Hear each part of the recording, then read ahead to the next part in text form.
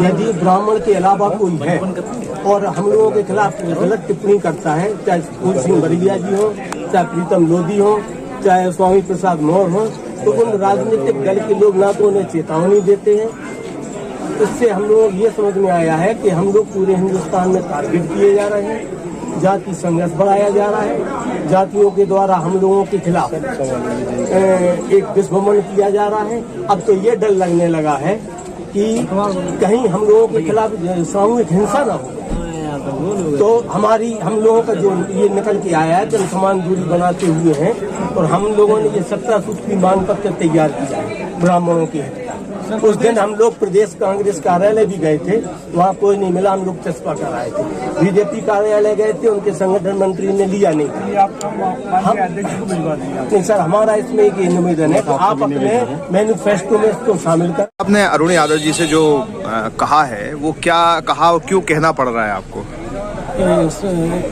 17 सितंबर को हम लोगों ने भोपाल में 42 जिलों के ब्राह्मण प्रतिनिधि आए थे और उसमें ये मंथन हुआ कि हमारे लिए संविधान में भी संरक्षण नहीं है, राजनीतिक दल भी संरक्षण नहीं दे रहे हैं वोट पॉलिटिक्स के कारण, और समस्त राजनीतिक दलों के जातिगत जो नेता लोग हैं वो ब्राह्मणों के प्रति बहुत अभद्र टिप्पणी करते हैं। चाहे उत्तर प्रदेश हो, मध्य प्रदेश में भी हुआ, वहाँ हुआ, तो हम लोगों को टारगेट बनाया जा रहा है केवल जाति उसमें। तो हम लोगों ने ये अपना 17 सूत्री मांग पत्र दिया है और अभी डर लगने लगा है 42 जिलों के लोगों में जब मंथन हुआ कि 5, 10 साल 20 साल बाद कहीं ऐसा ना हो कि हम लोगों के खिलाफ हिंसा हो जाए सामूहिक। कोई कहता है हिंदुस्तान के बाहर के हैं, इनको बाहर निकालो, कोई कहता है रसिया के हैं, ना हमें नौकरी में संरक्षण है, ना हमारे लिए बच्चों को शिक्षा में संरक्षण है।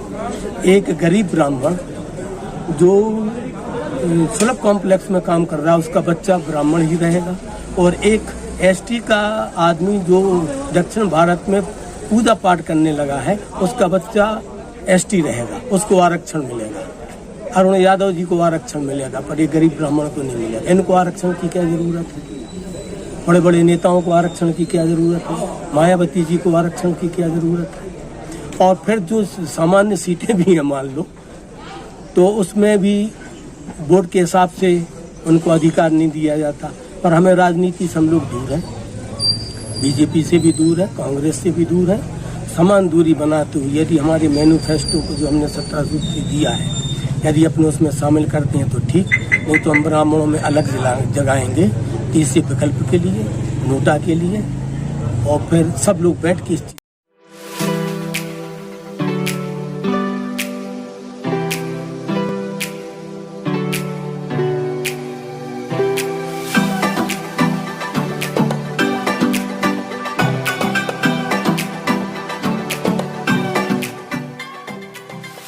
डिसाइड करेंगे। ये पार्टियों से आपने जो दूरी बना ली है, हाँ। इसका मीनिंग क्या है? इसका मीनिंग ये है कि कोई भी राजनीतिक दल हमारा हितैषी नहीं है, वोट पॉलिटिक्स के कारण कोई हितैषी नहीं है। किसी ने भी नहीं सोचा हम लोगों की। लेकिन बीजेपी तो कहती है आपके लिए। नहीं, बीजेपी भी नहीं कह रही है। एट्रोसिटी एक्ट का सुप्रीम कोर्ट ने ऑर्डर दे दिया था, हमने पलट दिया। बीजेपी ने अभी एक ऐसे आदमी को टिकट दे दिया जिसको उनने खुद निष्कासित किया था। तो वोट पॉलिटिक्स है ना, जातिगत वोट को इकट्ठा करने की। तो हम लोग किसी जाति के खिलाफ नहीं हैं, किसी संप्रदाय के खिलाफ नहीं हैं। आप उनको करिए।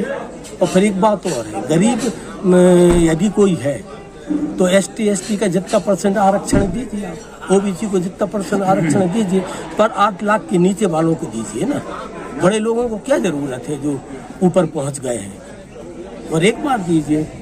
हम उनके विरोधी नहीं हैं, हम इस बात के विरोधी हैं कि हमारे इस खिलाफ दुष्भ्रमण किया जा रहा है, हमें टारगेट किया जा रहा है, हमारे प्रति नफरत पैदा की जा रही है, और अब तो हम बहुत असुरक्षित महसूस कर रहे हैं। तो ये जो अभी चुनाव आ रहा है, इसमें वोटिंग को लेकर आपने कुछ सोचा है कि? हाँ, हम लोग अभी तो ये डिसाइड हुआ था कि अपन किसी दोनों राजनीतिक दलों से दूर जाएंगे और अपन नोटा में जाएंगे। फिर ये ग्रुप में डिसाइड हुआ कि अपन एक बार और मंथन करेंगे और उसका क्या नहीं। परंतु मैक्सिमम 75% लोगों का कहना है जो राजनीतिक नहीं है ब्राह्मण, जो राजनीतिक ब्राह्मण है वो ब्राह्मण को अपने अपने राजनीतिक दल की तरफ ले जाने की कोशिश करते हैं। और ब्राह्मणों की एकता को वो अपने पार्टी में शोषण करते हैं कि मैं ब्राह्मण का नेता हूँ, ब्राह्मण मेरे पास, जबकि वो ब्राह्मण है ऐसी नहीं है। बहुत स्पष्ट बात कर रहा हूँ।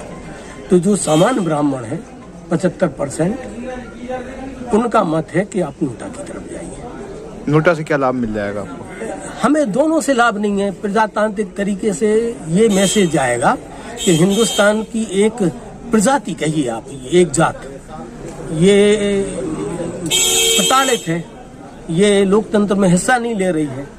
मध्य प्रदेश का देश में जाएगा, देश से ग्लोबल पे जाएगा कि हिंदुस्तान में कोई प्रताड़ित तो है, और प्रजातंत्र के माध्यम से प्रताड़ित है, वोट की कुटिल पॉलिटिक्स के कारण प्रताड़ित है।